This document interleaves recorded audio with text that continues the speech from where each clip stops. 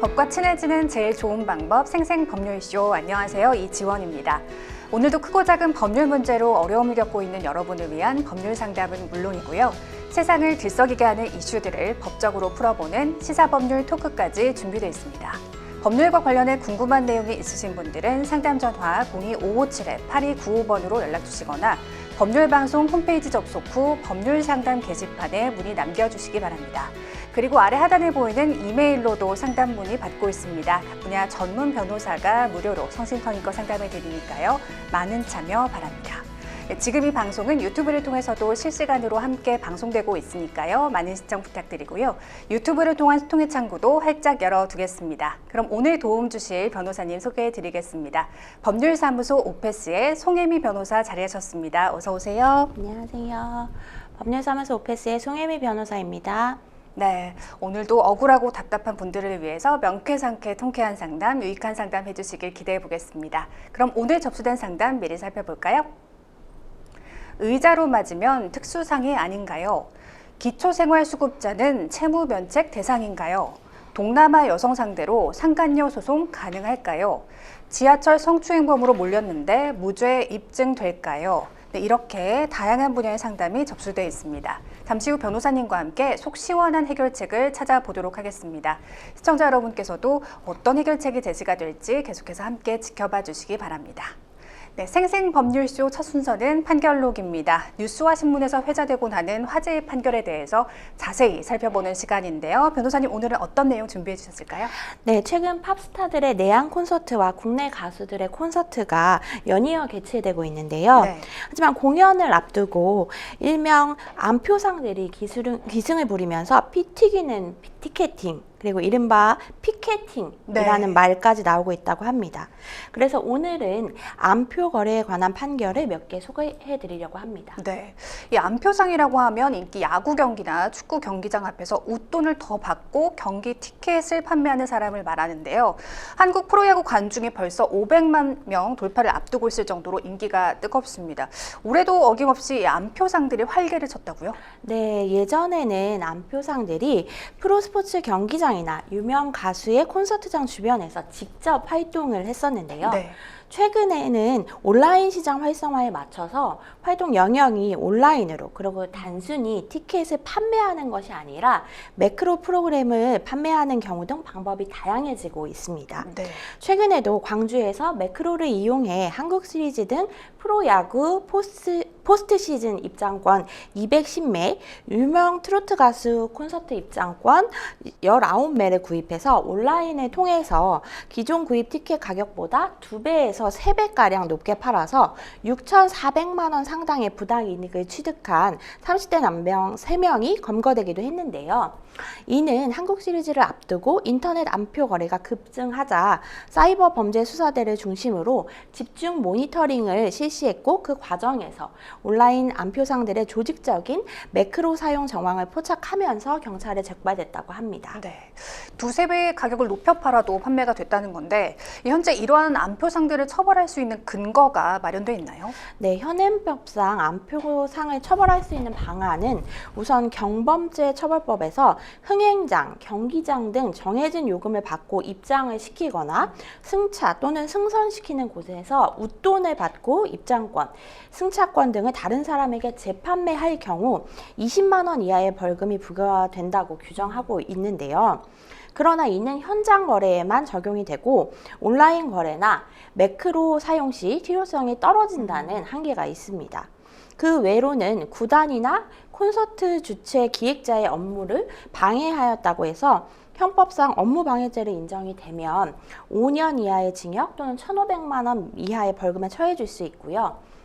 암표상들이 타인에게 이제 누설된 개인정보를 제공을 받아서 수백 개의 아이디를 이용해가지고 입장권을 구매하는 경우에는 정보통신망 이용 촉진 및 정보 보호 등의 관한 법률 위반 등으로 처벌을 받을 수가 있습니다. 그리고 매크로 프로그램을 이용해 공연 티켓을 구입한 뒤 웃돈을 얹어서 대파는 온라인상 암표 거래 금지 등으로 골자를 한 공연법, 국민체육진흥법에 따라서 1년 이하의 징역 또는 1,000만 원 이하의 벌금에 처해질 수 있습니다. 네. 그럼 이 첫 번째 판결은 어떤 내용인지 자세히 알려주시죠. 네, 피해 회사는 콘서트 주최 기획사로부터 그러니까 콘서트 온라인 입장권 판매를 위임을 받은 회사입니다. 네. 그래서 피해 회사는 인터넷 사이트에서 입장권을 판매하면서 한 사람이 예매할 수 있는 입장권 수에 제한을 두고 인기 아이돌 공연의 경우에는 입장권 양도 불가, 현장 수령 등의 정책을 적용했습니다. 이 외에도 구매자 모니터링을 통해서 반복적으로 다수의 입장권을 구매하는 구매자를 암표상으로 간주해서 블랙리스트로 선별 관리해서 판매된 입장권에서는 강제로 판매 취소를 시키는 등 암표상에게 이 다수의 공연 입장권이 판매되는 것을 방지하기 위해서 다양한 노력을 하고 있었습니다. 네. 그런데 이 2명의 암표상들이 미리 지인들로부터 수집한 68개의 개인정보가 담긴 계정을 만들고 컴퓨터 6대, 모니터 12대, 매크로 프로그램이 설치되어 있는 가상 서버 300개를 구축을 했고요. 네. 보통 일반인들이 공연 날짜와 시간, 좌석 선택, 결제 정보 입력 등 티켓을 예매하기 위해 거쳐야 하는 여러 클릭의 단계들을 하나의 키의 입력 또는 마우스 클릭으로 실행될 수 있도록 미리 설정을 해둔 후 68개의 계정으로 피해자 회사에서 판매하는 콘서트, 뮤지컬, 프로야구 관람 티켓 등 3,066매의 티켓을 구입을 해서 구입 가격의 최대 수십 배의 금액을 받고 재판매를 했습니다. 네. 매크로 프로그램을 돌리는 만큼 과정이 아주 치밀했습니다. 결국 피해 회사의 모니터링을 통해 발각이 된 건가요? 아닙니다. 이 암표상들의 행위는 피해 회사의 노력으로도 밝힐 수가 없었는데요. 네. 뉴스에서 다량의 티켓이 동일 주소지로 배송되는 사례에 대해 암표상 특별 단속을 실시한다는 그 뉴스를 확인을 하고 본인들의 범행이 발각될 것 같자 수사기관에 자수를 했던 것입니다. 네. 결국 이 둘은 피해 회사의 티켓 예매 사이트의 업무를 방해하였다는 혐의로 기소가 되었습니다.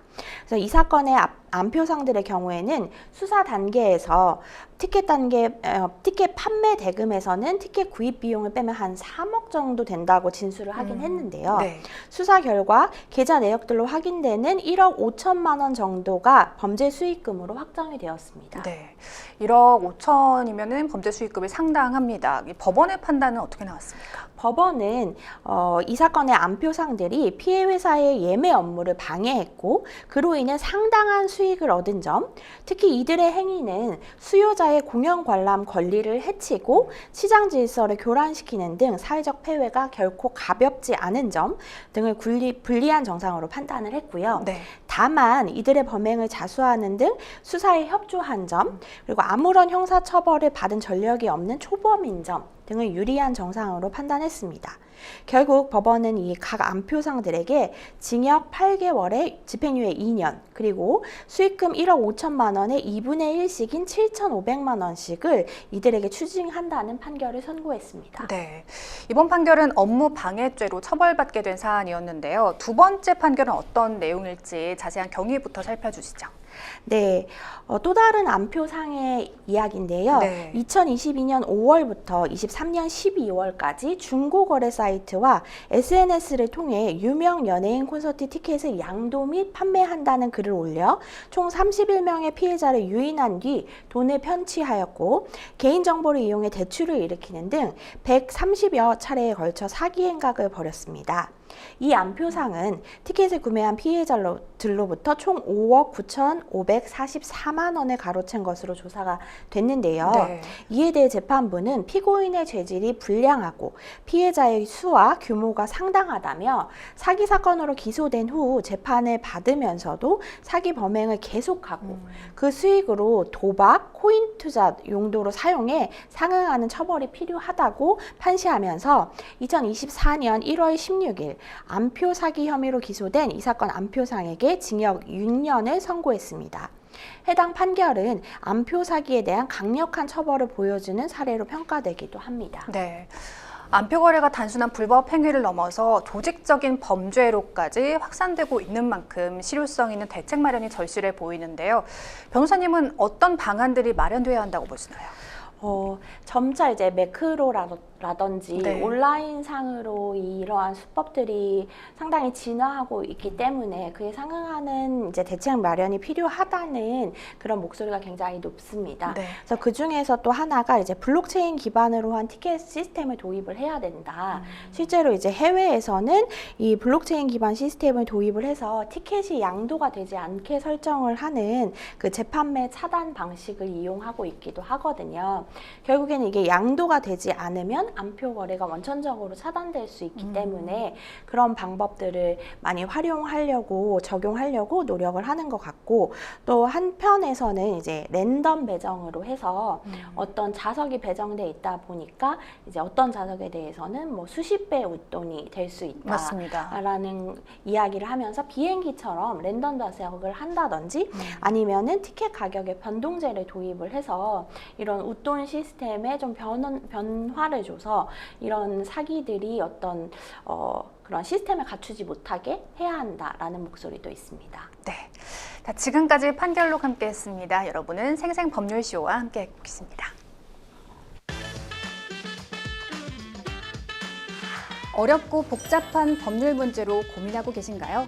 그렇다면 생생법률쇼가 도와드리겠습니다.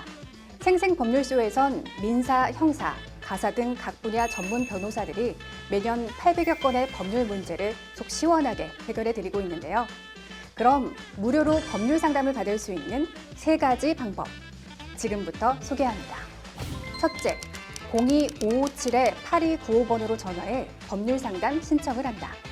둘째, 법률방송 홈페이지에 접속해 법률 상담 게시판에 사연을 올린다. 셋째, 지금 화면에 나오고 있는 이메일 주소로 사연과 연락처를 보낸다.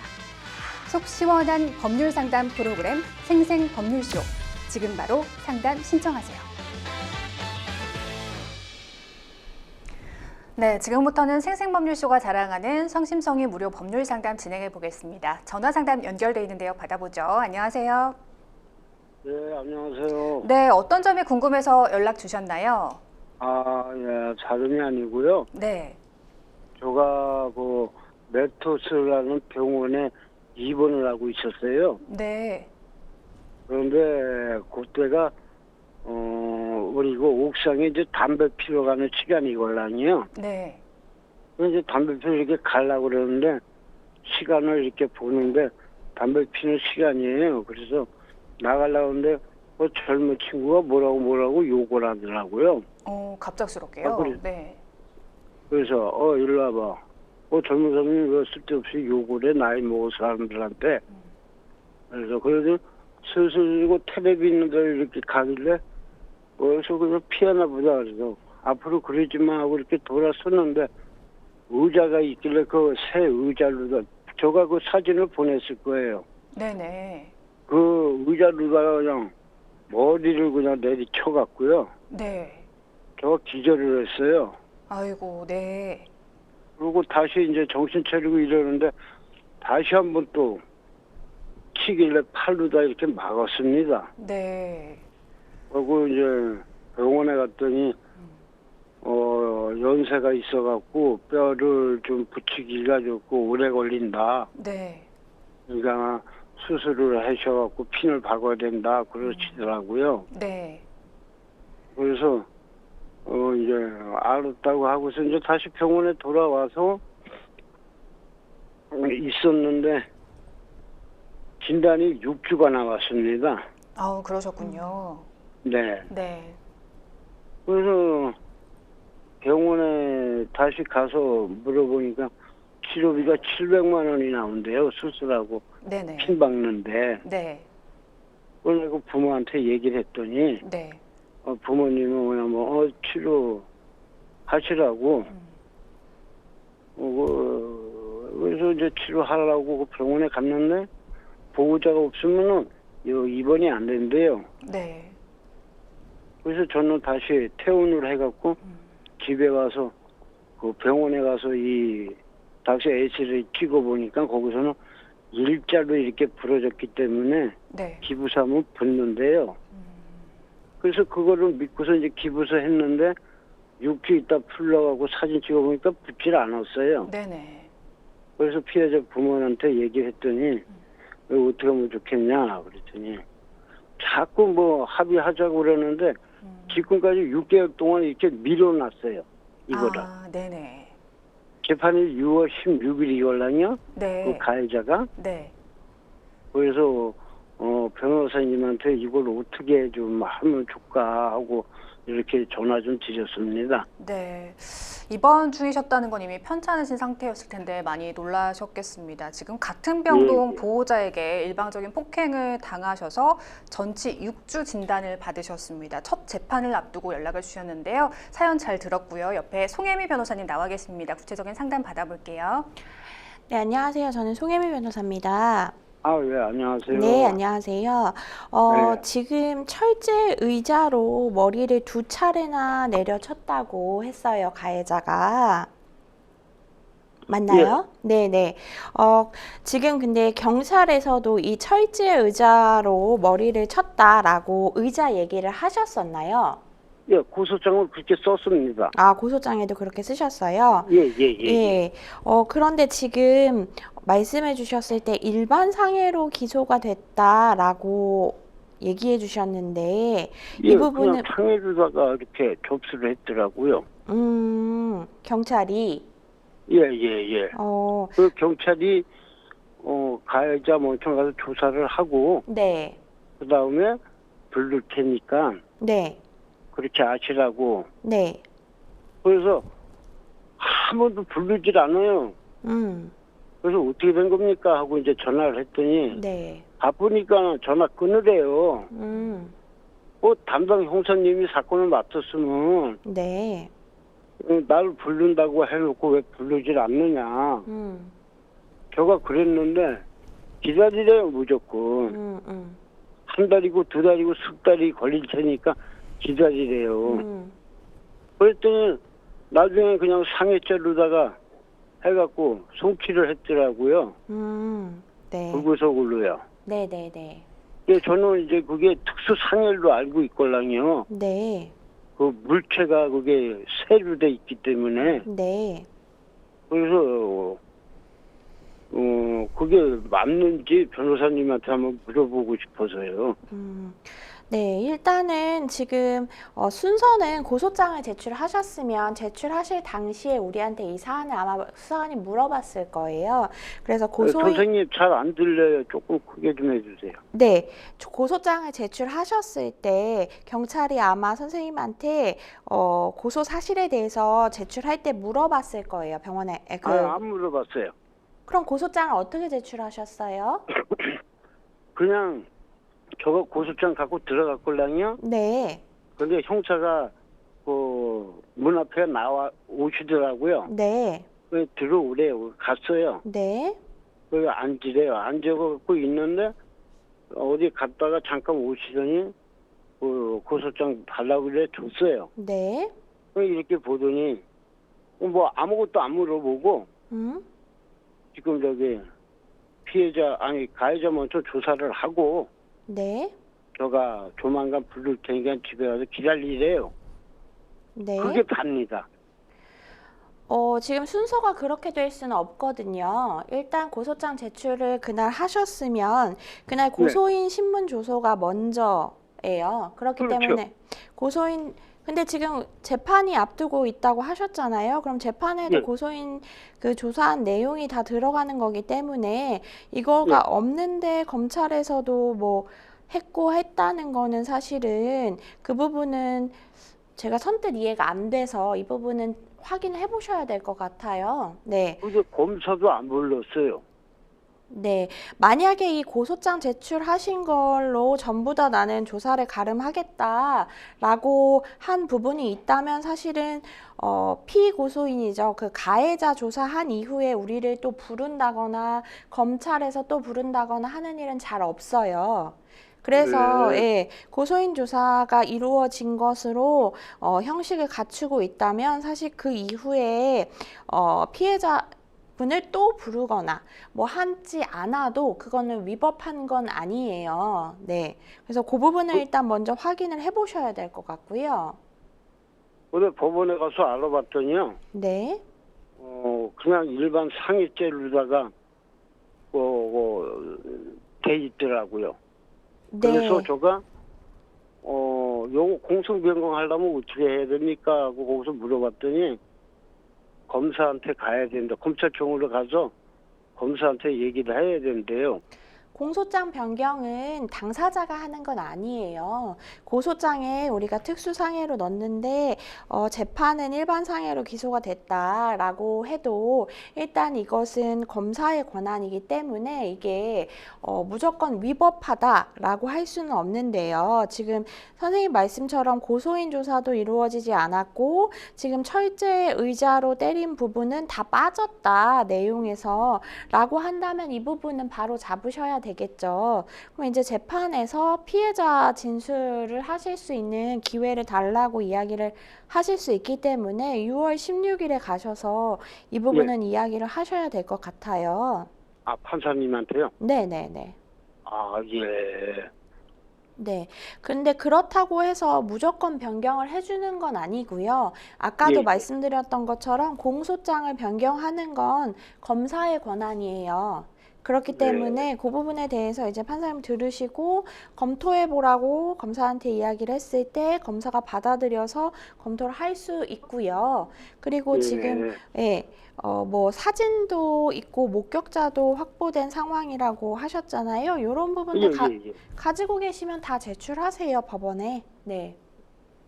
네, 피해자도 탄원서를 낼 수 있기 때문에 이거 뭐 특수상해로 나는 변경됐으면 좋겠고 뭐 이런 증거도 다 갖고 있고 당시에 철제 의자로 때렸었다라는 부분들 다 제출하시면 그 부분을 어쨌든 검사도 판사도 확인을 할 수가 있으니까요.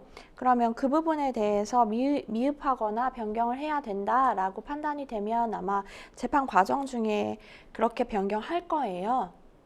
예. 네. 그리고 저기 변호사님 다름이 아니고요. 이게 만약에 합의가 안 되었고 형을 받게 되면은 뭐 민사로 하면은 민사가 될까요, 선생님? 일단 50만 원은 이미 지급을 받으신 건가요? 아니요, 그 치료비요. 네, 그러니까 치료비 50만 원 정도는 지급을 받으신 거예요? 네. 아, 그거 받으실 때 뭐 합의서 같은 거 쓰셨어요? 아니요, 아무것도 안 써요. 아무것도 안 쓰셨어요? 네. 일단 합의서를 쓰시면서 만약에 거기에 앞으로 뭐 전혀 이런 법적인 부분이나 치료비나 뭐 이런 부분들을 추가 청구하지 않겠다라고 쓰셨으면은 이걸 청구를 못 하는데요. 그렇지 않다면 이제 추가 치료비 같은 경우나 상대방이 이제 우리를 때린 이 상해 행위에 대한 불법 행위에 따른 손해배상을 받는 거죠. 네, 그런 부분들에 대해서는 청구를 민사로 하실 수 있습니다. 아, 예, 감사합니다, 변호사님. 네. 네, 더 궁금하신 사항은 없으신가요? 아, 예, 아주 잘 들었습니다. 네, 지금 변호사님께서 재판에서 피해자 진술할 기회를 꼭 요청하라고 조언을 해주셨고 지금 갖고 계신 증거, 목격자 진술을 다 제출하라고 조언까지 해주셨습니다. 네, 그럼 오늘 상담은 여기까지 진행하도록 하겠습니다. 전화 주셔서 고맙습니다. 네, 감사합니다. 네. 일단은 변호사님께서 좀 약간 순서가 잘못됐다. 고소인 조사가 없었다는 점이 문제라고 좀 지적을 해주셨는데 왜 이렇게 됐을까요? 제 생각에는 없었을 것 같지는 않고요. 네네. 없었으면은 기소가 되기 좀 어려운 점이 있었기 때문에 네. 검찰에서도 불렀을 것 같습니다. 네. 사실은 고소장만 제출되고 고소인 조사가 이루어지지 않았다면 일반 상해 부분도 기소가 되기는 어렵거든요. 네. 그러니까 뭐 이제 상담자분께서는 이게 조사다라고 인식할 수는 없었지만 간단하게 간략하게라도 질문이 있었을 것이다. 고소장에 관해서 이제 질의응답하는 음. 시간을 가지셨을 거예요. 네. 그러면 그 형태가 이제 고소인 신문 조서 형태로 남아 있을 거고 네. 그렇기 때문에 거기에서는 아마 뭐 철저히 의자 부분이 제대로 어필이 되지는 않은 것 같습니다. 네. 그러다 보니까 아니면 이제 고소장에 아버님은 제출하셨다고 하셨는데 제가 보지는 않았으니까요. 일단 철제 의자라고 해도 똑같은 의자여도 뭐 될 수도 있고 안 될 수도 있는 부분, 그러니까 의자가 뭐 어떻게 있었냐, 그걸 진짜 고의로 들어서 그거를 흉기로 사용해서 때린 거냐, 아니면 그게 이제 뭐 일어서거나 서로 뭐 몸싸움이 있는 과정에서 의자가 이제 옆으로 가면서 맞은 거냐, 이런 부분들이 다 다를 수 있기 때문에 그걸 좀 종합적으로 고려해서 네. 판단을 하기 때문에 네, 그런 그렇죠. 거군요. 그래서 네. 지금 아버님이 얘기하신 부분이 제대로 어필이 되지 않았을 가능성이 있다. 그렇기 때문에 그 부분을 지금 바로잡고 싶으신 건데 이제 그거는 고소인이 정하는 부분은 아니니까 네. 일단은 그 부분에 대해서 가지고 계신 확보하신 증거도 있고 그 다음에 목격자도 있고 근데 또 아버님이 경찰이 찍은 사진도 있다고 한 걸 보면 네.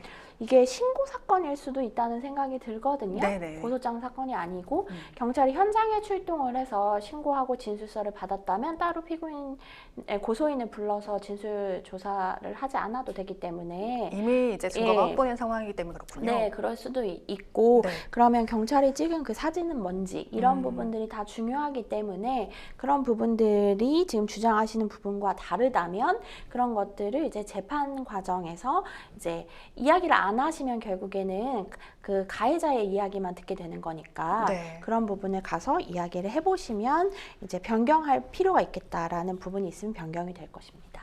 상담자분께서는 어쨌든 철제 의자로 맞으셨기 때문에 이것이 일반 상해가 아니라 특수 상해로 기소가 됐어야 한다는 생각을 갖고 계신 네. 것 같아요. 그런데 네. 이 일반 상해와 특수 상해를 구분짓는 기준점이 따로 있을까요?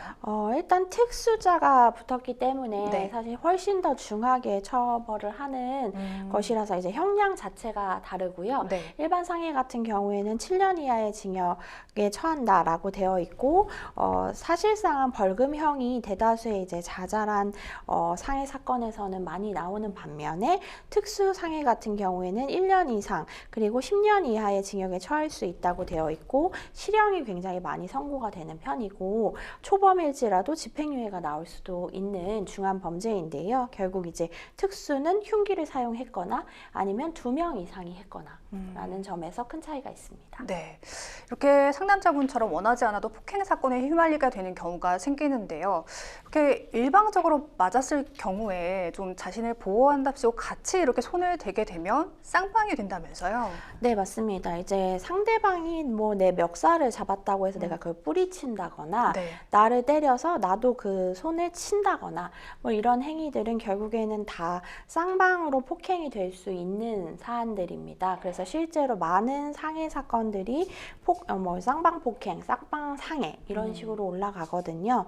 그렇기 때문에 그런 부분들을 봤을 때는 사실은 현실적으로는 내가 맡고 있는 상황에서 방어를 하는 것이 어떻게 보면 뭐 신체적으로나 물리적으로 좋은 방법이겠지만 법률적으로 나중에 이것을 문제 삼을 때는 사실 현실적으로 가장 안 좋은 것이 가장 좋게 이제 피해자다라고 판단을 받을 수 있는 부분이기 때문에 누가 사실 나를 때린다라고 하면은 이제 손을 상대방을 향해서 댄다거나 뭐 뿌리친다거나 하지 않으시는 게 재판상으로는 더 유리합니다.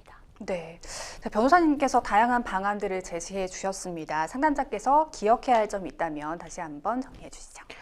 네, 이제 추후에 민사에 대해서도 생각을 하고 계시는데요. 네. 민사 같은 경우에는 합의하실 때와는 조금 다르게 정확하게 이제 치료비 같은 경우에는 왜 이제 700만 원이 필요한지 부분까지 다 물어볼 수 있습니다. 그렇기 때문에 그런 부분들을 다 준비를 하셔야 될 수도 있다는 점을 안내 드립니다. 네. 첫 재판을 앞두고 여러 가지로 걱정이 많으셨을 텐데 변호사님께서 해주신 조언을 바탕으로 잘 준비하셔서 대응해 보시면 좋겠습니다. 여러분은 지금 생생법률쇼와 함께하고 계십니다. 어렵고 복잡한 법률 문제로 고민하고 계신가요? 그렇다면 생생법률쇼가 도와드리겠습니다. 생생법률쇼에선 민사, 형사, 가사 등 각 분야 전문 변호사들이 매년 800여 건의 법률 문제를 속 시원하게 해결해 드리고 있는데요. 그럼 무료로 법률 상담을 받을 수 있는 3가지 방법 지금부터 소개합니다. 첫째, 02-557-8295번으로 전화해 법률 상담 신청을 한다. 둘째, 법률방송 홈페이지에 접속해 법률 상담 게시판에 사연을 올린다. 셋째, 지금 화면에 나오고 있는 이메일 주소로 사연과 연락처를 보낸다. 속 시원한 법률 상담 프로그램 생생법률쇼. 지금 바로 상담 신청하세요.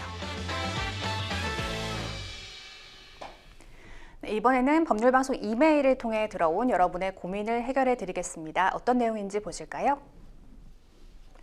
4년 전 교통사고로 인한 과실치상 혐의로 형사 고소를 당해 벌금 500만 원의 형사 처분을 받았습니다. 그런데 이후 피해자가 민사소송까지 제기하면서 시가 약 4,500만 원 정도 하던 집이 경매로 넘어갔고 1,000만 원이 든 예금 통장도 압류가 됐습니다. 현재는 기초생활수급자 지원금에 의존해 생계를 유지하고 있는 상황이고요.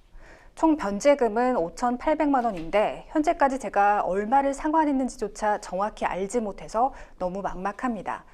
그런데 최근 구청을 통해 수급자의 경우 채무에 대한 면책 신청이 가능하다는 말을 듣게 됐는데요.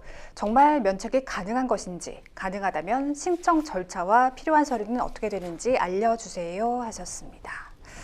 네, 벌금에 이어서 민사소송까지 당해서 재산이 모두 압류되어 있는 상황입니다. 많이들 형사처벌만 받으면 다 끝난 거라고 생각하실 것 같은데 실제로는 그렇지 않은 경우가 많은 거죠. 네, 맞습니다. 이제 형사처벌이라는 것은 그 가해자, 그러니까 잘못한 사람을 나라에서 벌을 주는 제도인 것이고요. 네. 그래서 개인 간에 그것으로 인한 뭐 손해배상이 발생했다든지 뭐 피해를 보전해야 되는 부분이 있다든지 하는 부분들은 전부 다 민사로 하게 됩니다. 네. 그래서 이제 사기 사건 같은 것을 고소하러 가신 분들이 이제 경찰서에 갔더니 돈 받는 거는 민사로 하라더라 라는 이야기를 가끔 하시는데요. 네. 그 부분이 이렇게 절차가 나눠져 있기 때문입니다. 네.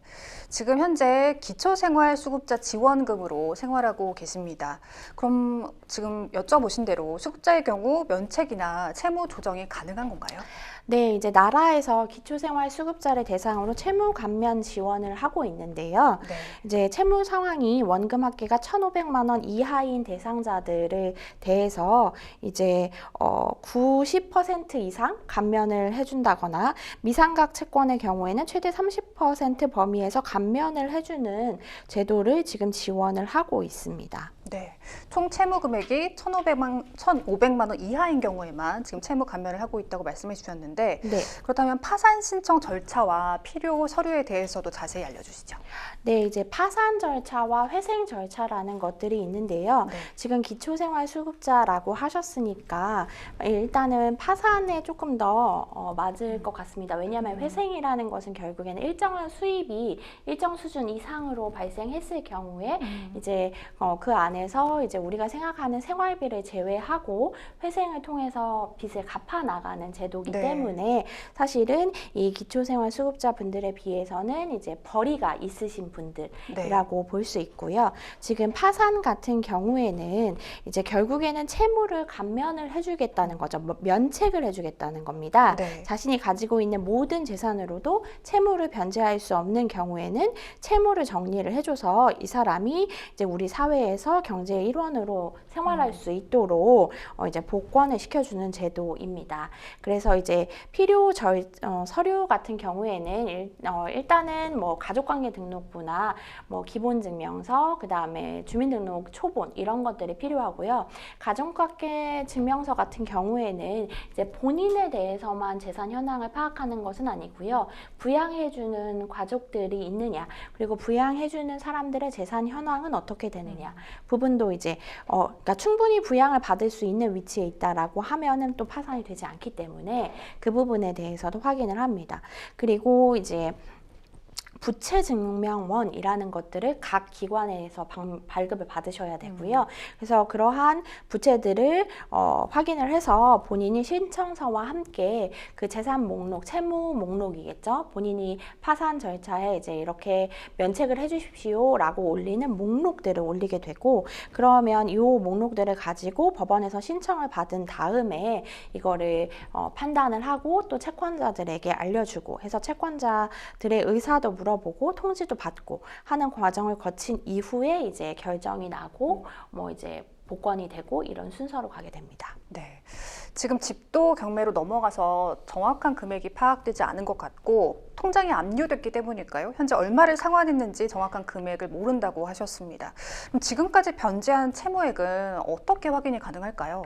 네, 사실 뭐 일시에 지금 다 확인할 수 있는 간이한 방법은 사실은 없습니다. 아, 네, 그렇군요. 예, 사실은 부채 증명원으로 확인이 가능한데 이 증명원은 뭐 예를 들어서 상속 절차에서 망인이신 분의 그런 부채 관련해서 일정한 금융감독원에서 일시에 확인할 수 있는 것 같은 제도는 없고요. 살아있는 사람에 대해서는 네. 일단은 각 기관으로부터 전부 확인을 받아야 됩니다.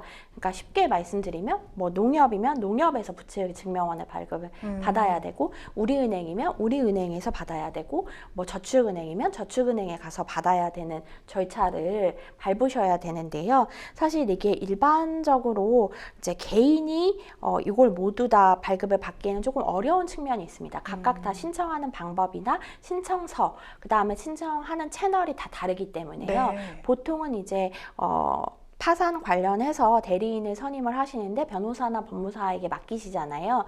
그럴 때 이제 거기에서 대리인이 그 또 요 부채 증명원들을 발급해주는 업체가 있습니다. 그렇군요. 그 업체를 통해서 일시에 이제 확인을 하게 되는데요.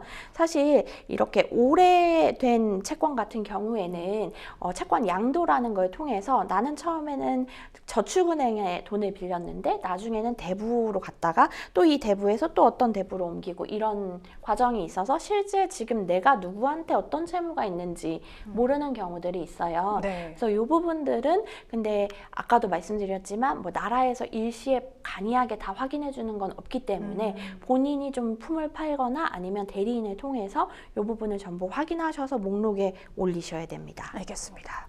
그럼 채무자가 개인 회생이나 파산 절차를 진행하게 되면 채권자들에게도 법원에서 따로 통지가 가게 되나요? 네, 채권자들한테도 통지가 가게 됩니다. 그래서 채권자들한테 이 부분에 대해서 이제 뭐 채권 금액이 맞는지, 그리고 또 불법 행위로 인한 아까 우리 이렇게 누구를 때렸다거나 네. 이런 부분에 대한 채권은 파산되지 않습니다. 그렇군요. 네, 그러니까 뭐 사기친 금액 이런 금액들은 이제 파산 피해 금액 같은 것들이 파산되지 않습니다. 네. 사기 피해 금액 같은 것들이 그렇기 때문에 그런 채권은 아닌지 이런 부분들을 다 확인하는 절차를 거칩니다. 네. 근데 파산 신청을 통해 면책 판결이 났음에도 채권자가 지속적으로 빚 독촉을 해올 수도 있을 것 같습니다. 그럴 경우에는 어떻게 대응하는 것이 현명할까요? 사실은 이론적으로 말씀드리면 우리나라는 지금 추심에 대해서 일정한 요건들을 가지고 있어서 뭐 야간에는 안 된다든지 찾아오면은 안 된다든지 뭐 이런 것들이 있습니다. 그래서 지금 이제 면책이 났는데 파산으로 이미 갚지 않아도 된다, 이제 채무가 없어졌다라고 되었는데 나랑 너랑 원래 있었으니까 나는 파산은 모르겠고 나한테 갚아야 된다, 이런 것들은 사실은 법적인 조치를 통해서는 이제 당연히 안 갚아도 된다라고 되는 부분인 거죠. 네. 그런데 사실 실질적으로는 그러한 얘기랑 상관없이 이제 관계상 아니면 또 어떤 입장상 이런 어려움이 있다고 하시긴 하는데요. 그래도 이 부분에 대해서 견디기 어려우신 부분이 있다면 이제 경찰이라든지 법원이라든지 이런 부분을 통해서 확인을 확실히 받으셔서 뭐 이런 부분은 스토킹이다라든지 그래서 접근을 못하게 조치를 하신다든지 하는 것이 좀 현명하실 것 같습니다. 네. 지금 뭐 개인 회생과 파산 중에 어떤 걸 신청해야 할지 고민하신 분들도 계실 것 같습니다. 근데 실질적으로 어떤 차이가 있는 건지도 궁금하기도 한데요. 어떤 분들이 회생 신청에 더 적절한 걸까요?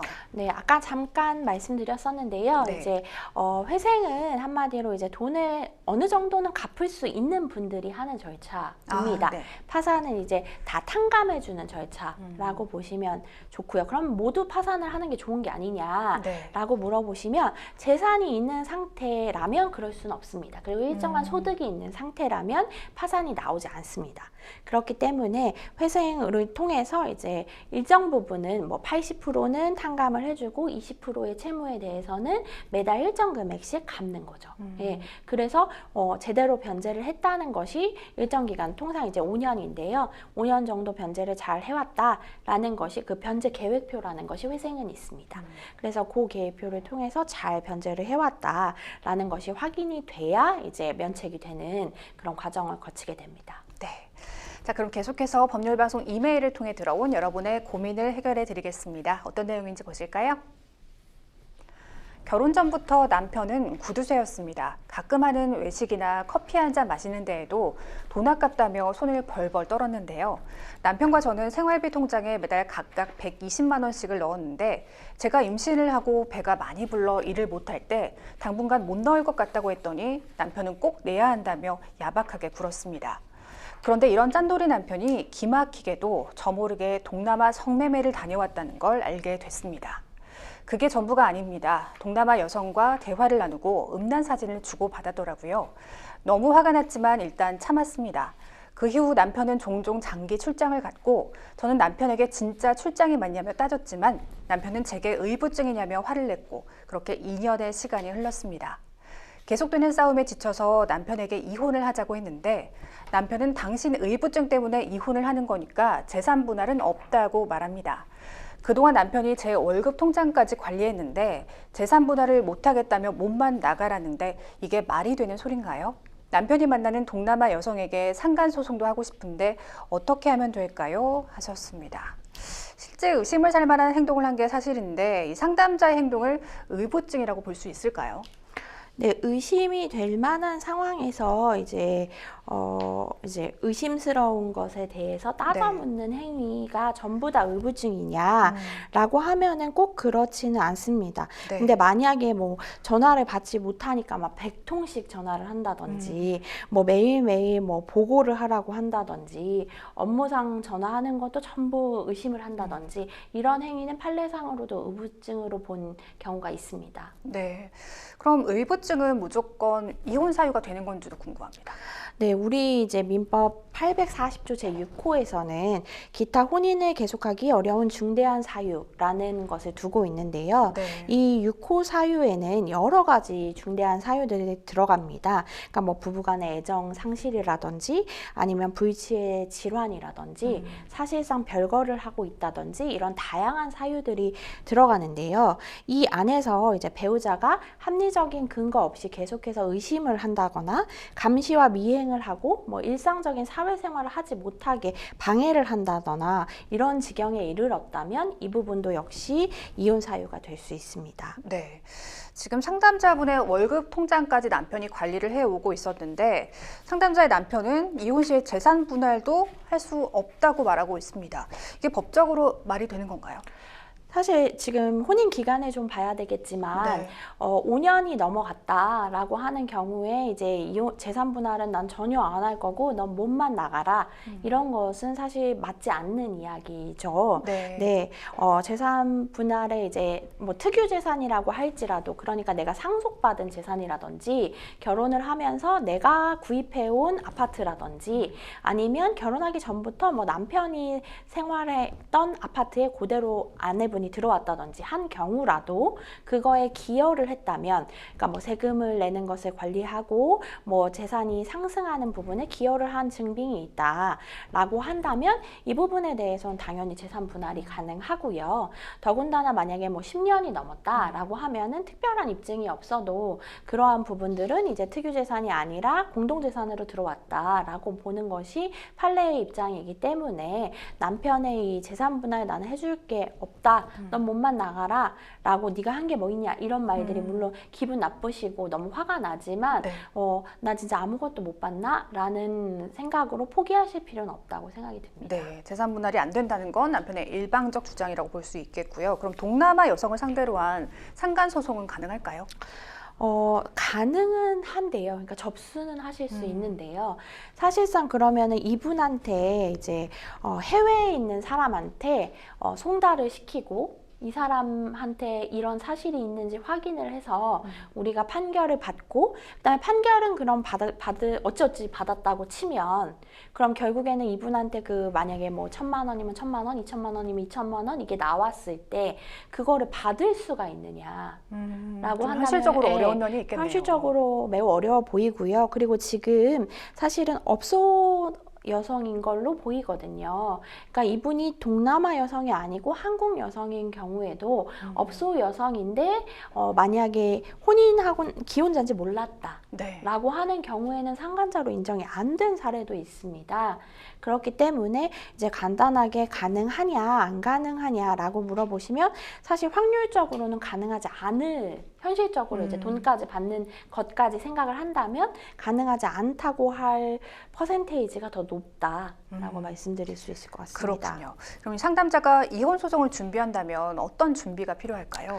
네, 지금 남편이 어떻게 보면은 이제 부부지간의 그런 어떤 혼인을 유지하려는 노력에 대해서 조금 불성실한 면들을 보이시는 것 같아요. 네. 상담 내용에서. 그러니까 그러한 자료들을 꼭 남겨주시면 좋습니다. 그러니까 지금 뭐 이 동남아 여성과의 그런 상간이 이루어지는가 안 이루어지는가를 떠나서 증거로는 활용하실 수 있거든요. 이혼 소송에서 이런 성매매를 하고 뭐 이런 부분은 혼인을 지속하기 어려운 사유가 될 수 있기 때문에 다른 사람과 성관계를 갖는 거잖아요.